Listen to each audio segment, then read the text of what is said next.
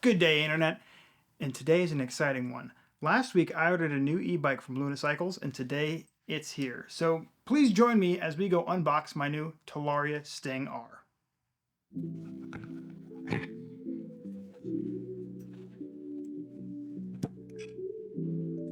And there's the truck.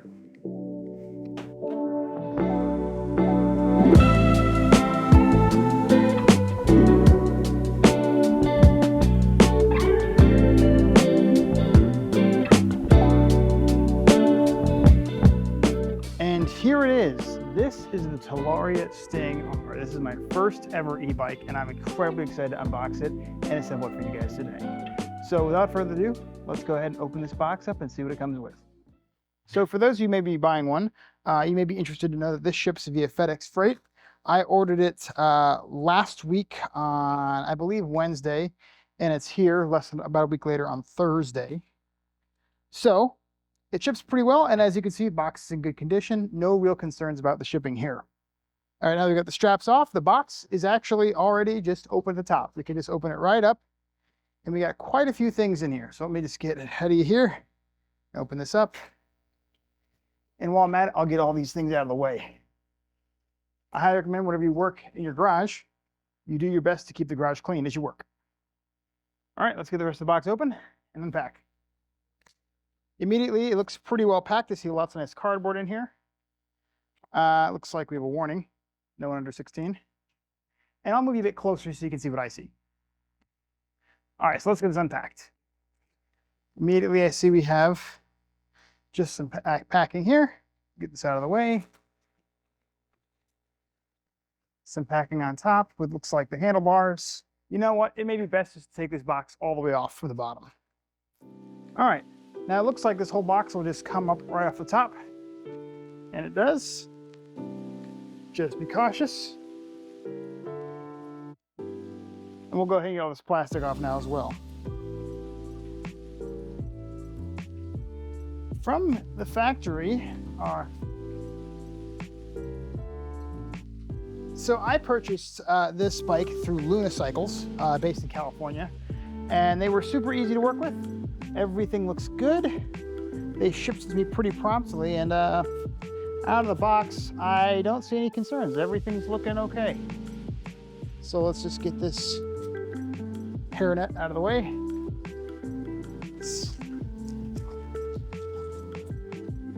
Sticker off. Now, I'm actually intentionally going to leave these straps in place till we actually need to remove them, because those actually might be holding a couple things in place that we don't want to quite get rid of yet. I recommend you keep a pair of kitchen scissors around. These are really useful tools for getting all these zip ties out of the way. It looks like there are four zip ties here, two holding each handlebar, or one holding each handlebar, one in the middle keeping a nice cloth wrapped around it, and a third kind of keeping it attached to the front fork. With these out of the way, we can go ahead and take off bubble wrap surrounding the handlebars. I'm going to leave this felt cover in place just so that it makes it a little easier without not scratching the bike. Now that we have this unpacked a little bit here, I can see looks like a box of hardware right in the front. So I'm going to go ahead and unpack this, and I'll show you what's inside all these boxes here. There's one behind the brake disc in the rear, and there's one right underneath the forks in the front. Now that we got everything out of the box, I can show you all what's included. Starting from the top and working our way down, we have the covers for the front forks, the front fairing. We have an extra set of gear oil. This should be enough for actually your first gear oil change on this bike. The included charger, the assembly for mounting the handlebars, the keys, included tools. These are battery bumpers to make sure it doesn't rattle around. And we also have our foot pegs. Now these base special attention to, they are left and right. You want to make sure that they both are in the orientation that when they fold back and away from the bike. You don't want them folding inward and kind of crushing your ankles a wee bit. Also off to the right, we have our front fairing. I left in the packaging, make sure we don't scratch it before assembly. So now the first thing we want to do is go ahead and assemble the front forks with this included hardware. So to start, we are going to assemble the front forks, and all we need for that is this bracket as well as these four included hardware 5mm Allen key bolts. All right, so now I'll actually take that step to remove this sort of felt wrapping around the handlebars. I just didn't want to scratch it up before we installed it. And the other thing we're going to do here is we're not going to fully install this. We want to just keep it relatively loose until the we actually have the front wheel on and we can kind of adjust the suspension while we're at it. So I'm just going to get them in by hand, thread them just so that they're holding themselves down. And then I'm going to move on to the next. And the reason I'm doing this is so that because there's a gap between the actual handlebar and this bracket, we want to make sure that we tighten it down evenly so that it doesn't kilter up or tilt up on one side or the other. Because the last thing you want is uneven bars. That could be very dangerous when you're riding around, especially on something like this, which can do well over 40 if you take the limiter off. All right, so now that I have these somewhat seated, I'm going to grab the included 5mm bolt, and I'm just going to use the round side to start the longer edge, just to get these seated down a little farther. Now I'll double check the torque spec on this before I get these tightened down, because it's very important that these are properly adjusted for torque as well, not just even level of tightness on both sides. So as you can see, I'm just going in a rough crisscross pattern here to make sure they're all at least semi-snug. And now that I have these a little bit in place, I'm going to go ahead and actually loosen them just a touch. I didn't get the bars, so we're exactly where I wanted them. So if you can see, you may be able to see on your screen that the bars have little notches on them, and that'll kind of show you where they need to sit. So get them centered, and then we will run them down. So just going to run down the bolts just a touch, just to get it snug into place. It's still loose. Oh, still not quite tight enough. And we can adjust these bars after we get the front wheel on. But for now, we're just going to get them where we think we want them. No need to be perfect just yet. All right. And now they're tight enough that they're going to hold themselves. So we should be good, at least for a moment here. All right, sorry about the change in lighting. We're having some inclement weather outside, so I just decided to close it up, make sure we stay dry in here, and also keep the sound out. So now that we got the bars semi-installed, the next thing we're going to do is actually the hardest part, which is removing the axle to get this wheel on. Now, a few things I'd like to point out. The first thing we have to do is actually remove this strap that's keeping it locked in place, as well as it'll be easier if we take the battery out and make the bike much lighter. Something I'd like to notice is if you look down by your front forks, you're going to see 4 bolts down here. Check them before. So actually one of mine has fallen out, and I'll show you that. I actually put the bolt somewhere where you can see it, but one of the bolts has fallen out. So something you have to be careful about. Make sure you have all these 4 bolts for your tires, or for the axle to hang on to. It's very important we have these, and it's very important that they are tight when we install them. So just a special note there that we should pay attention to. So just trying to show you this bolt here. As you can see, these 2 bolts on each side. One of mine was actually in the tray of the shipping package here. So it's something you need to pay special attention to, that we make sure we have all those. If they're missing, it could be really catastrophic for us if we're riding and one of those came loose. So just keep an eye out for that. But first, we'll take this battery out. It's in this compartment here, and then we'll take care of this. So to take out the battery, we just simply give this a lift. It should be clipped down. But once we have this lifted, this should actually be disconnected from the factory. I'm surprised it's not. So we'll just give this a quick press our thumb down on this release catch, and it should pull right off. Now, many of these will come disconnected from the factory. Mine, however, didn't. That's not a huge issue, however. We just have to pull it out. And there is some tape on here from the factory just to keep the charger in place, as well as some packing material in the latch. I'm actually going to leave that just for convenience. And to pull it out, we just simply grab the handle and lift up and out. There we go. It is a little bit heavy, so just lift carefully. And now we have that out of the way. We can just tuck this back in, and we should be good to go. Our next step is the actually most important step. Remove the axle, and now we got the battery out. Now, these 4 pinch bolts may be in different locations depending on your version of the bike. That's okay. Make sure you have all 4 of them. One of mine fell out during shipping, so just make sure you have it. Now it doesn't need to be in there tight, you actually want it in there loose so that we can actually remove this front axle. Confirm that they're all able to be moved, they're wiggled, they're loose. Now there's a couple safe ways to remove the axle. We want to be very careful to make sure we don't damage it, and I will show you a good way that I've found to do this. So the best way to remove this is actually recommended by Talaria. They have a couple videos on how to do this. But you want to take the largest size Allen key they have, and you're going to loosen the bolt on this side. I'll move the camera to show you. We're just going to take this and we're going to loosen it just a wee bit. So it actually is a little loose. We don't want to take this all the way out. We want to make sure it's in there still. Now that these are all loose, including this bolt, I'm actually going to remove this strap. We're going to remove it carefully as we can. Now, mine snapped a little bit because the forks are compressed. That's totally normal. So, loosen this strap, take it off. And now without the battery in there, it's much lighter. So with this strap off and this loose, we're going to simply tap on this with the dead blow mallet to get it a little bit started. And it has popped out this side. I'll move the camera back to show you again. Now, if you see on the left side of the fork, it actually uses a larger 12mm socket. If I had one tool, I could use that to wiggle it out, but I don't. So I'm going to use some spare material from the box and a extension for a socket to wrap the end so I can tap this without scratching the end. And this will take a few taps, and that's okay, and eventually it will pop out.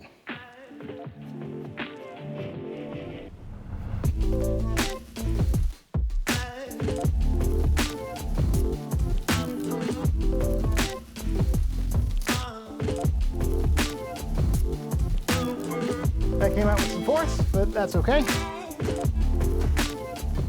Now that we've done that, that is the hardest part of the entire assembly. Now we'll remove this axle. We should be able to assemble the rest of the bike. Now with the axle out, we can put the front wheel on. Now to make this task a bit easier, I recommend you grab this square piece of packaging and we're going to put it underneath the bike. This should make it a lot easier to do it by yourself. Or if you're fortunate enough to have a friend with you, they can help you hold up the bike.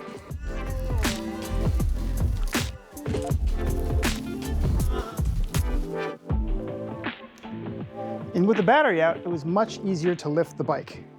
Also, while you're at it, if you look in the disc brake, you'll find a small little guard that we can go ahead and remove that now. Now, to prep the wheel, we're going to need to use these wheel bearings we got earlier from the assembly. Get the focus there. Now, these are left and right. You can put them on wherever you like. So we're going to go ahead and put these on the bike and make sure, or on the front tire to make sure they're safe. Now, a special note, they do have O-rings on them, so be careful installing them. You want to make sure that we don't break those O-rings when we push them into the bike. To do this, we're just going to go ahead and grab the wheel, and we're going to gently place these in, taking our time. They should go in nice and easy, but make sure we're careful to not damage those O-rings. They should pop and make a small pop noise. Let me see if I can get that on the mic for you. There we are. Now to do this, we're going to use the disc brake as a guide. The disc brake needs to go in this slot on the right. So we're going to go ahead and take our tire, our whole wheel assembly rather, and we're going to use that to kind of guide this into place. Now with it pretty much mocked up, we need to put the axle back in. Now the axle only goes one way, so the direction you took it out is the direction it has to go back in. So we're going to go ahead and do our best to slot this in. It's a little hard to do this by yourself, but it can be done.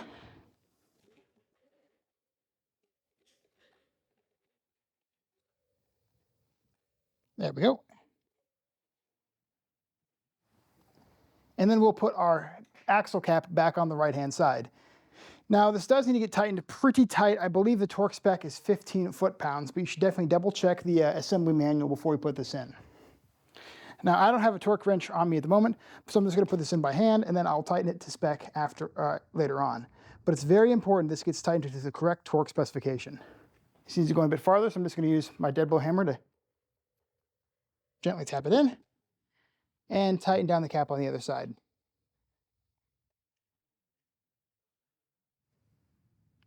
Now, 15 foot-pounds is pretty tight, so like I said, tighten it up as best you can, but be sure to use a torque wrench to confirm the exact specs required. Now next, we have to tighten these pinch bolts. And similar to the tire or the axle itself, these need to be pretty tight, down to 10 Newton meters. And like the handlebars, we're gonna go back and forth on these because as you tighten one, the other will become loose. So just give it, half turn and just work your way down.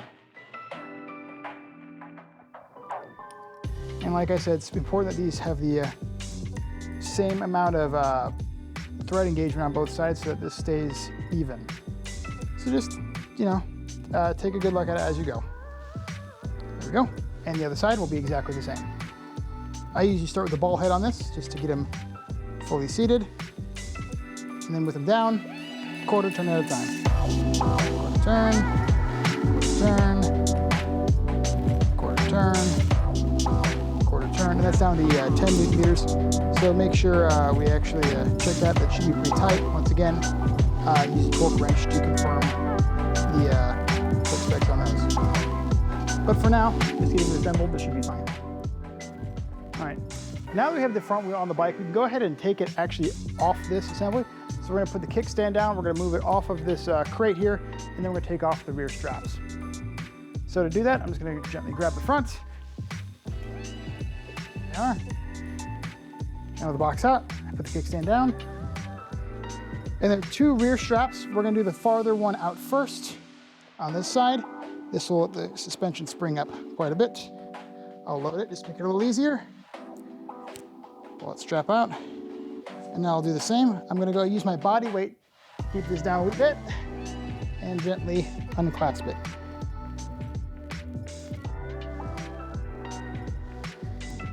Now with this fully unstrapped, I can go ahead and take it out of here.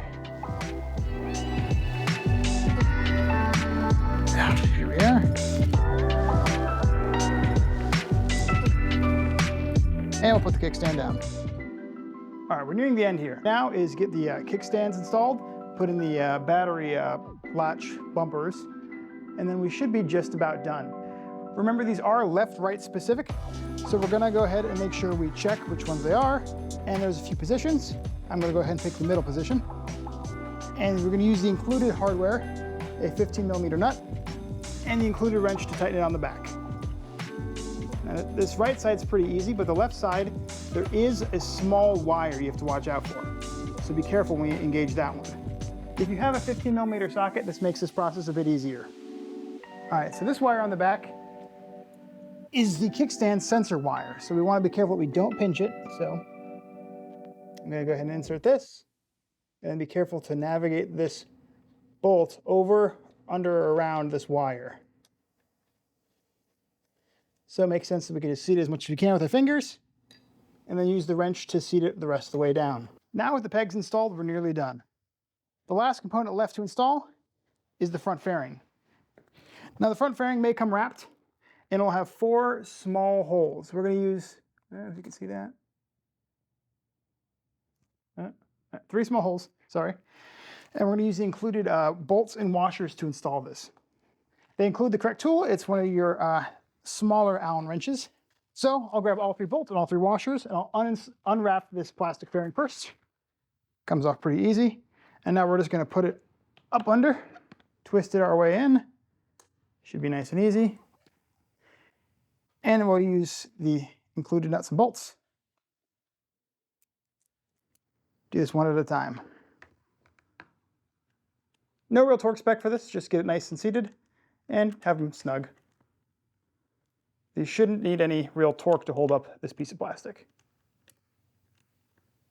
Now with the fairing installed, there's only a few more things left to do. Now let's start with the oil valve.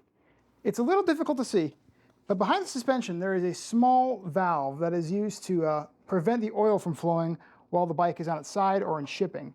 Now, but whenever we ride, we're gonna wanna have that unclipped. So we're gonna go ahead and unseat that. And whenever you need to transport it, go ahead and reclose that. It's a hard thing to remember, but it's very, very important. Now it's time to plug in the front brake and the throttle. Now you have, on my particular bike, they only have 2 unplugged, but it could be all 4. Now it's very important we line these up correctly. Now there are small indicators that show how they are installed. I'm using my thumbs to hold on where I know where the 2 indentations are, so I can carefully insert these. With those seated, there's only a few things left to do. One of which is to readjust these bars. So I'm going to take that Allen wrench from earlier and try to reset these to my liking. Now the easiest way to adjust these bars to your liking is to actually get on the bike. So I'm going to go ahead and toss a leg over and sit on the bike and straighten the bars. With the bars straightened, I can go ahead and adjust these to my exact liking, wiggle them just a little bit, tilt them up, and I'm happy about there. Now these need to be pretty tight. I believe it's 10 Newton meters, but I would check the manual before you tighten these down. And just like everything else, we're going to just tighten corner by corner, small amounts.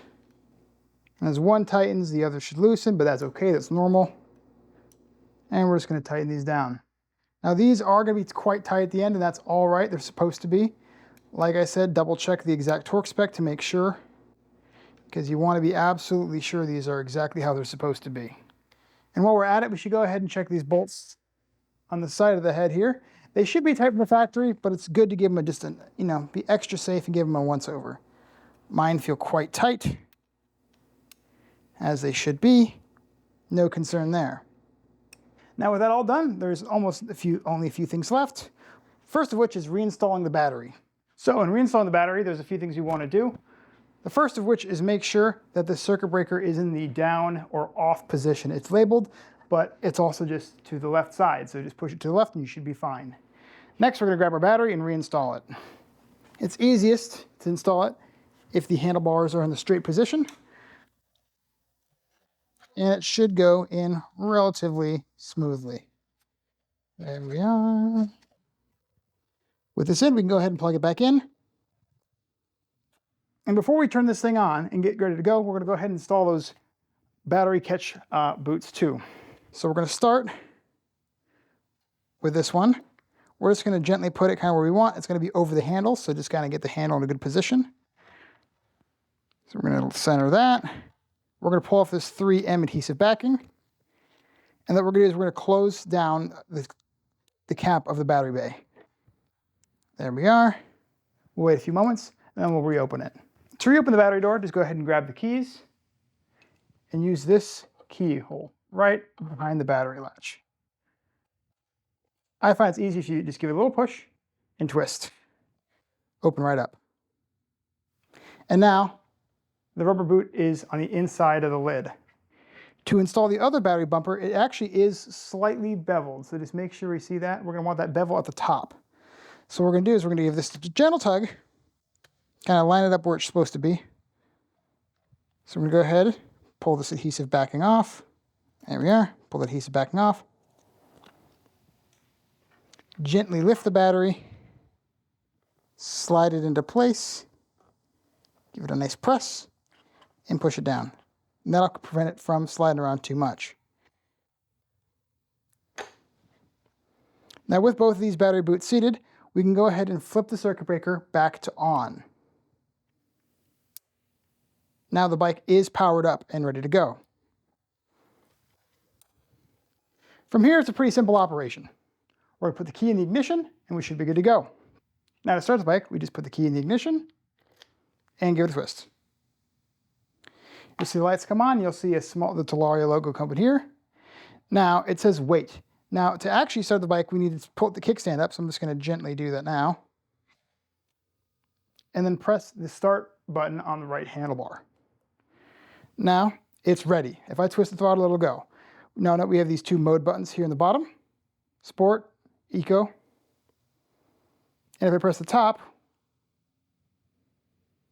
and hold, we'll get a menu system. Now I live in America, so I'm going to move it down to imperial units. So I'm going to press down arrow key twice, press the center button. From metric, imperial, click the mode button again, and back up to exit. Now I'm ready to go. You twist the throttle, it'll move. So thank you so much for watching part 1. This was the build of the Talaria Sting R. And if you like this video, please keep a lookout for part 2, where I give you my initial impressions on riding this around, as well as a few basic modifications I'm going to be doing to make this a bit more rideable. All right, thank you so much, guys, and I'll see you next time.